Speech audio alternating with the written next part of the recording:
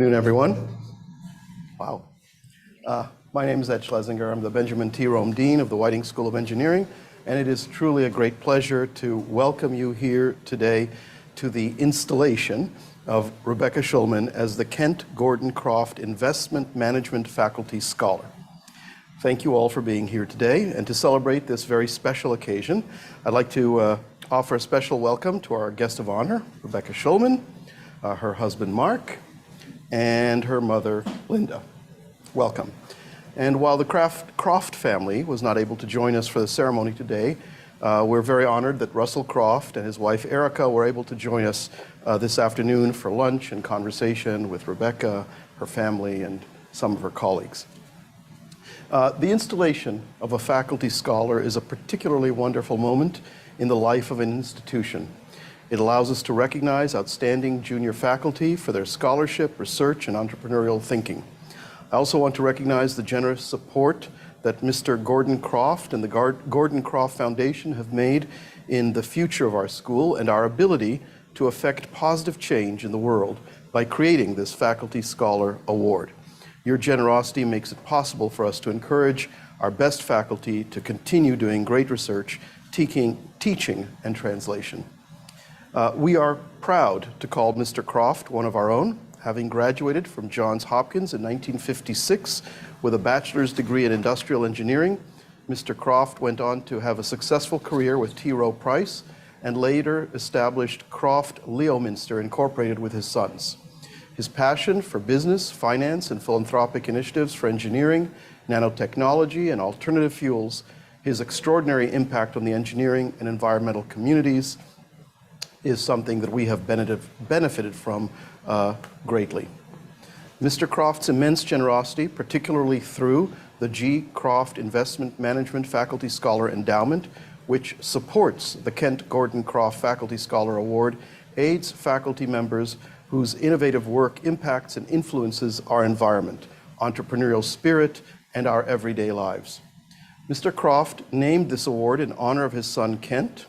He has established similar awards in honor of his two other children, Russell and Carol. His true sense of family translates so well into this occasion, as we are thrilled to formally install the new Kent Gordon Croft Investment Management Faculty Scholar, Rebecca Schulman. In addition to these Faculty Scholar Awards, Mr. Croft and the Gordon Croft Foundation has generously supported undergraduate scholarships, graduate fellowships, lecture series, to name a few of their areas of support.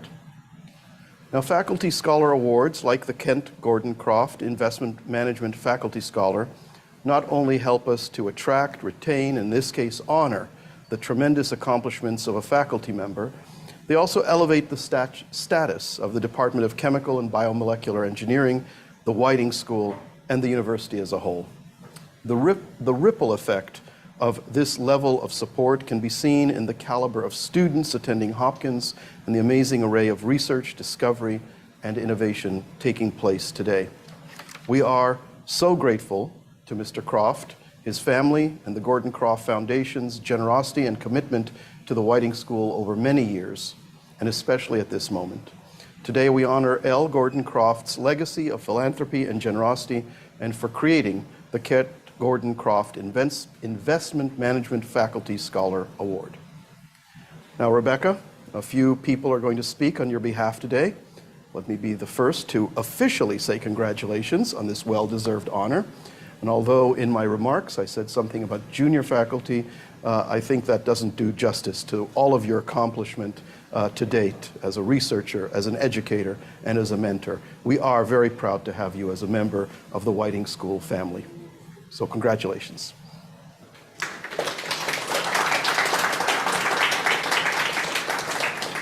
I'm now pleased to welcome to the podium Konstantinos Konstantopoulos, the William H. Schwartz Professor of Chemical and Biomolecular Engineering. Kostas. Thank you. Thank you, Dean Schlesinger. On behalf of my colleagues in the Department of Chemical and Biomolecular Engineering, I would also like to thank Kent Gordon Croft and the Croft family for their generosity and continuous support to our Whiting School of Engineering and our department. It is my distinct privilege to introduce today the Kent Gordon Croft Investment Management Faculty Scholar, my colleague, Professor Rebecca Schulman. So as a brief historical background, Rebecca joined our department in 2011 after having received a bachelor's in computer science and mathematics from MIT, a PhD in computation and neural systems from Caltech, and after having completed a postdoctoral training as a Miller Research Fellow in physics at Berkeley. So we have MIT, Caltech, Berkeley, Johns Hopkins, and computer science, mathematics, physics, chemical and biomolecular engineering. So what an amazing combination of schools and disciplines for such an extraordinary scholar. When we recruited Rebecca in 2011, I had the privilege to serve as department chair at that time. And what I recall is that we faced fierce competition from other top institutions. And there is one institution that I didn't forget, that is UPenn. Of course, you will ask me why I didn't forget UPenn. The story is as follows. When Rebecca accepted our offer and turned down Penn, President Daniels at that time had visited University of Pennsylvania and had met with the Dean of Penn Engineering at the time, Eduardo Glant, who conveyed to Ron how lucky we were at Hopkins to recruit Rebecca, and at the same time how unlucky UPenn was for not being able to recruit Rebecca. And of course, President Daniels passed on this information to me in a very nice email. So since joining Hopkins, Rebecca has lived up to her very high promise in every way. She's a leader in the broad area of synthetic biomolecular machines, and she's by any quantitative or qualitative measure a truly exceptional scientist and engineer. So as quantitative evidence, let me point out that Rebecca has received numerous awards, including the prestigious Presidential Early Career Award for Scientists and Engineers, the PKs, as well as many awards from DARPA, DOD, and many foundations that I cannot possibly recall at the moment, but the list is really long.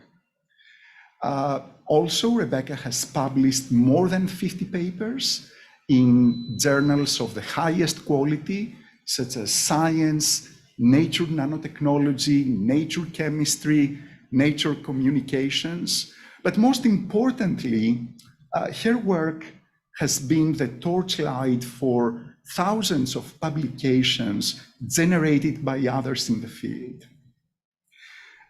Because of time constraints, I would like to give you only 2 examples of her seminal and truly groundbreaking research. As I mentioned a minute ago, Rebecca is best known for building biomolecular machines, chemical circuits, and soft materials via the self-assembly of synthetic DNA. And in a Science article in 2017, Rebecca and colleagues demonstrated that a hydrogel, which is made up of water and polyacrylamide, along with some specific DNA molecules that essentially cross-links the strands of the polymer can be induced to expand by 100 times in volume. And also the shape of the gel and its movement can be precisely controlled. And because these DNA molecules can be coupled with molecular sensors, amplifiers, logic circuits, this elegant study illustrated a novel approach for building soft devices that can eventually be used in numerous applications, including targeted surgical interventions. And it is worth noting that this seminal basic science discovery was featured as a commentary in the best medical journal, the New England Journal of Medicine. Also, in a completely different line of research, in a recent Nature Chemistry article, Rebecca engineered chemical systems that mimic the function of natural gene networks and display dynamic response to time-varying biochemical inputs. So, in addition to her excellence in research, Rebecca is a truly outstanding educator, mentoring numerous postdoctoral fellows, graduate students, and undergraduate students. And there is no doubt in my mind that Rebecca is the epitome of an ideal and brilliant faculty in any department. So Rebecca, please accept our warmest congratulations for a brilliantly done work. And we are indeed very privileged to be associated with you.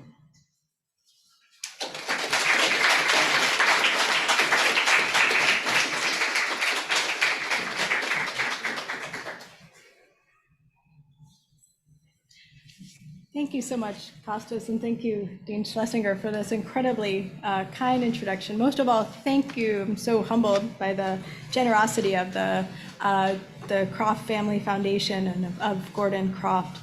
I'm a little nervous. This is kind of overwhelming. So my husband told me I needed an opening joke, and my son, who is 10 years old and likes math and making up jokes, has provided one. So I'll share it with you. So 4/3 and 3/4 are having dinner, and 3/4 is disgusted because 4/3 is chewing with its mouth open, and he says, "Oh, what an improper fraction." So with that, and maybe a little more seriously, first of all, it's a really great pleasure to be introduced by two colleagues who are really special to me. I want to say Kostas, and actually the Chemical and Biomolecular Engineering Department in general, I think took a bit of a risk in hiring me despite Kostas's very, very kind words. I don't have a background in chemical engineering, despite occasionally studying other things. So I'm really grateful also for their support and also for Kostas's constant encouragement and mentorship in coming here. I'm grateful to the department today and also to Dean Schlesinger for making this place, along with all of you and many others who aren't here, a better and better place. Every year I'm at Hopkins, I feel like it's a better school. We're doing better at educating, we have more exciting research, I have more wonderful colleagues. So that's truly extraordinary. I also want to say, in particular, thanks to the Croft Foundation. So as Dean Schlesinger mentioned, they've really been supportive of an incredible array of initiatives at Hopkins. And I know it's really difficult to do philanthropy well. It seems maybe easy to give money away, but it seems actually very hard to do a great job. And I'm really humbled by their efforts in supporting lectures. And I also want to say maybe generally that it's really humbling to join a community of Croft family scholars, some of whom I'm delighted to see today. I guess maybe I should mention that the first L. Gordon Croft Investment Management Faculty Scholar was Jonah Erlenbacher, who's really an extraordinary metallurgist, a wonderful colleague who, for example, served as the chair of, or head of chair of materials science, rather. And also one of my true heroes, Sharon Garrett, who has also shared this title. So I'm a bit humbled, who really was an extraordinary department member, for those of you who know her, and really pioneered many sort of extraordinary ideas in stem cell technology and regenerative medicine.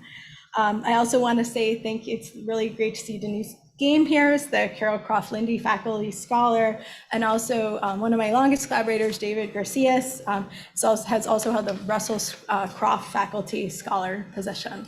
So I know it's an absolutely beautiful day, and I hope that you'll all go outside. I try to dress colorfully, but it's not really doing justice. Outside is better, so just want to say a few brief words about our research. So maybe in the theme of what you observed in the sort of Croft Faculty Scholar family is the Faculty Scholar Initiative is designed to support faculty who are interested in, who further nanotechnology and renewable energy.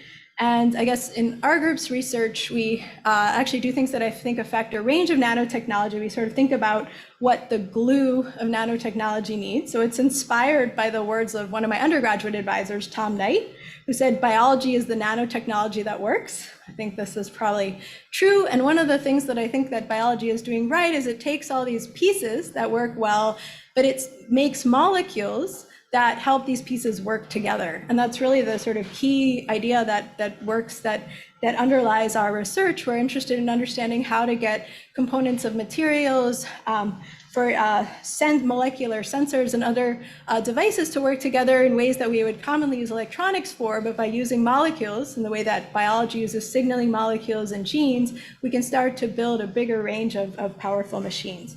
So I'm really grateful and hope that this award will help us support some of the challenge problems that our lab has been considering. I don't think we'll get any of these done in 5 years, but I hope we'll make some good progress. So I'll just tell you about a couple.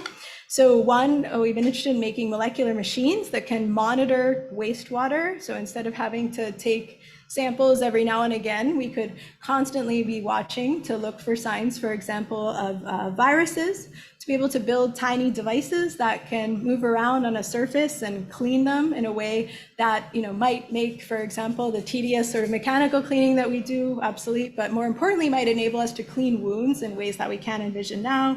And finally, the idea that maybe we can actually make it possible to synthesize things like drugs at home by making tiny molecules that themselves can orchestrate things like mixing, synthesis, and separations.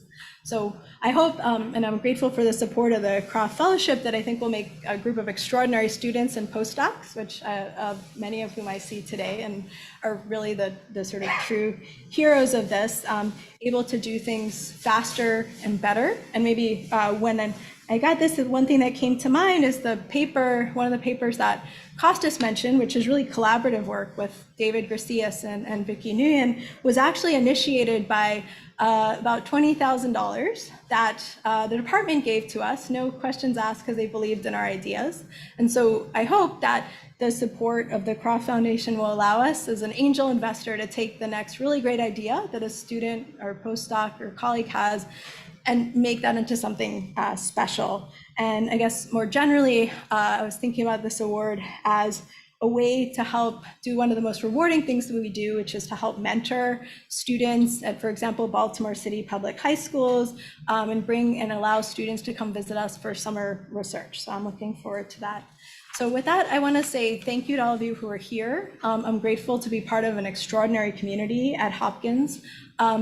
Grateful for the support of the Croft Foundation, and I hope to spend a lovely few minutes with you today. Thank you.